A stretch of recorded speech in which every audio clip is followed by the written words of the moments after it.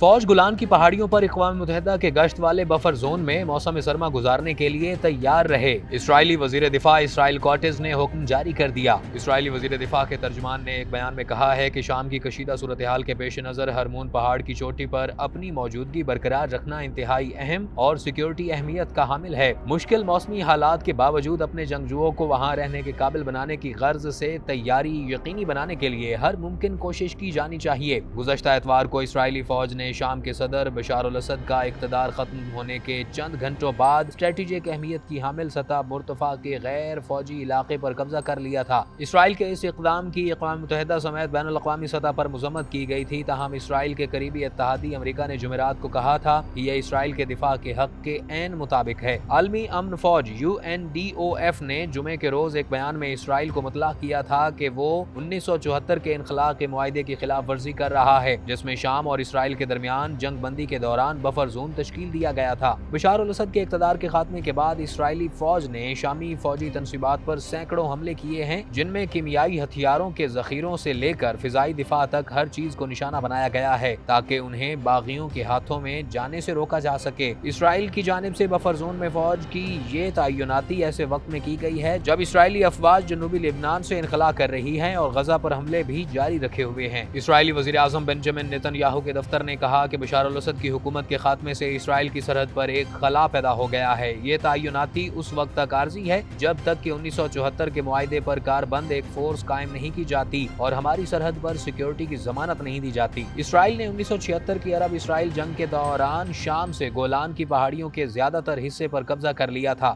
اس نے 1973 کی جنگ کے دوران اس علاقے پر قبضے کو توسیع دی اور 1981 میں صرف امریکہ کی طرف سے اسرائیل کو تسلیم کرنے کے بعد سے اس علاقے کو ضم کر لیا تھا۔ اقوام متحدہ کے سربراہ نے اسرائیل کی جانب سے بفر زون پر قبضے کی مذمت کی ہے۔ انتونیو گوتریس کے ترجمان اسٹیفن ووجارک نے اپنے بیان میں کہا ہے کہ شام کی خود مختاری اور علاقائی سالمیت کی حالیہ اور وسیع پیمانے پر خلاف ورزیوں پر گہری تشویش ہے۔ بیان میں کہا گیا تھا کہ سیکریٹری جنرل انتونیو گوتریس کو خاص طور پر شام میں متعدد مقامات پر اسرائیل کے سینکڑوں فضائی حملوں پر تشویش ہے۔